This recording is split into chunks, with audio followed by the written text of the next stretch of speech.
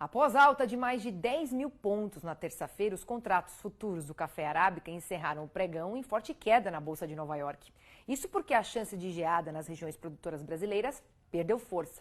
Lembrando que a meteorologia mantém o risco até esta sexta-feira. Estamos só começando a estação mais fria, né? Tem ainda o outono e inverno pela frente.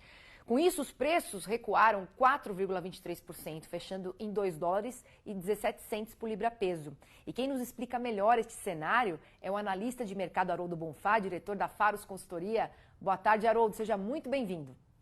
Boa tarde, Priscila. Boa tarde a todos. Haroldo, como é que está o panorama de preços do café no cenário internacional? Fala um pouquinho para a gente. Olha, infelizmente, nós já chegamos a números muito expressivos, altos, né? Chegamos aí a 2,30 e voltamos a falar em números abaixo de 2,10, 2,15. Tudo isso preocupa demais quem está posicionado em bolsa, tanto na parte de cobertura como na parte de posicionamento. Devo comprar ou devo vender? No entanto, nós já terminamos essa fase, ou estamos no finalzinho da entre-safra, e estamos agora em busca do início da colheita, não oficial ainda, porque é muito cedo, mas já estamos aí em busca de números significativos de cafés chegando, e isso pressiona o mercado. Tá certo, toda aquela alta emocional que a gente falou da semana passada, quando o frio surgiu, né, no cenário aqui das projeções climáticas, agora tudo já mais estabilizado, afinal de contas a gente sabe que não foi tão frio assim por causa de outros fatores, e aí prejudicando também, caindo então o preço desse café. Agora, como é que isso está refletindo aqui no mercado interno?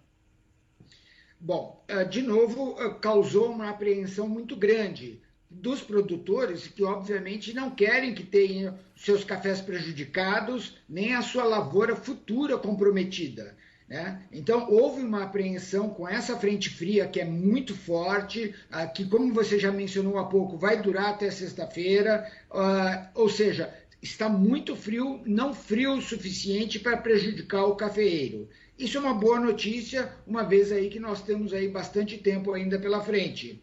No entanto, ele causa uma preocupação sobre o que realmente vai impactar no futuro, ou seja, qual é o número que nós devemos trabalhar, né? Devemos trabalhar no número de 2,10 ou 2,50 sobre Nova York, né? Então, essa preocupação é muito forte entre os produtores e de como isso vai afetar a sua comercialização no futuro, dessa safra que está chegando agora. Sim, muita volatilidade com essa baixa temperatura, né? Fica difícil. Agora, eu vou pedir uma licença aqui para você, viu, Haroldo, porque a Conab divulgou hoje o segundo levantamento da safra de café. E, de acordo com a companhia, a safra brasileira de café neste ano deve chegar a mais de 53 milhões e 400 mil sacas. O volume está acima do registrado no ano passado, mas 15% abaixo, se comparado com a safra de 2020, né? A última bienalidade positiva. Confira. A safra de café brasileira deve atingir 53 milhões 428 mil sacas. O volume é 12% maior que o registrado no ano passado, quando a produção chegou a 47 milhões 716 mil sacas. Já em relação a 2020, a Conab aponta uma queda de 15,3%. No último ano de bienalidade positiva, a produção havia atingido 63 milhões e 80 mil sacas de café.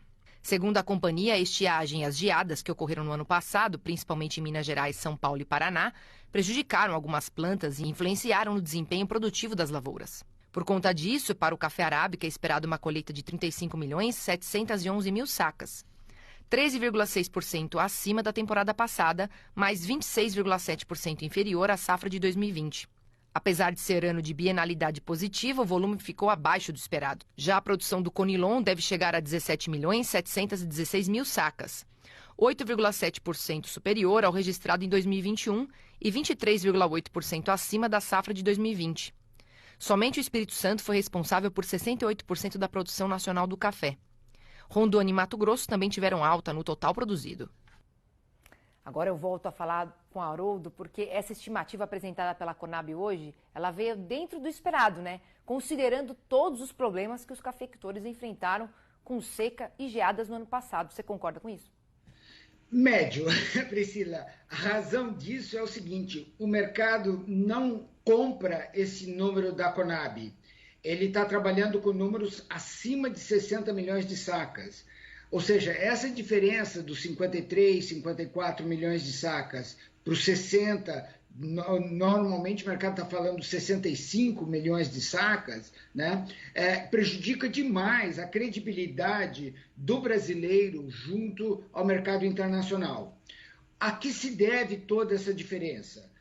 Uma delas é do próprio Conilon. Apesar dele subir e estar em recorde histórico segundo a Conab em 17 milhões, o mercado está praticando aí um número de 20, 21 milhões de sacas serem colhidas neste momento, né? Do Arábica, nós estamos falando aí 35, né? Mas o mercado está muito mais do que isso.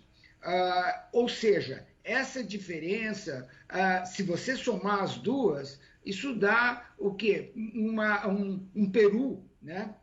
Ou seja, como que uma diferença tão grande impacta nos preços e, de novo, na formação da opinião lá fora. Porque lá fora, os nossos compradores é que estão formando essa posição, né? Ou estão comprados ou estão vendidos, né? Mas, de qualquer forma, ele vai influenciar demais na formação do preço. E por isso que temos toda essa volatilidade, como você já mencionou há pouco.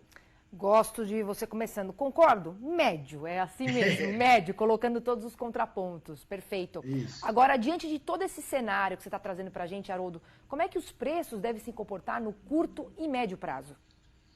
Então, hoje de manhã, né, a Bolsa de Nova York amanheceu em queda de quase 300 pontos, né? Agora na minha tela está marcando aqui 130 pontos de alta, 0,5% de alta, ou seja, a volatilidade ela vai gerir informações. Não se esqueça que nós temos um componente extremamente importante que é o nosso real. Né? Hoje ele está sendo valorizado em 1,6%.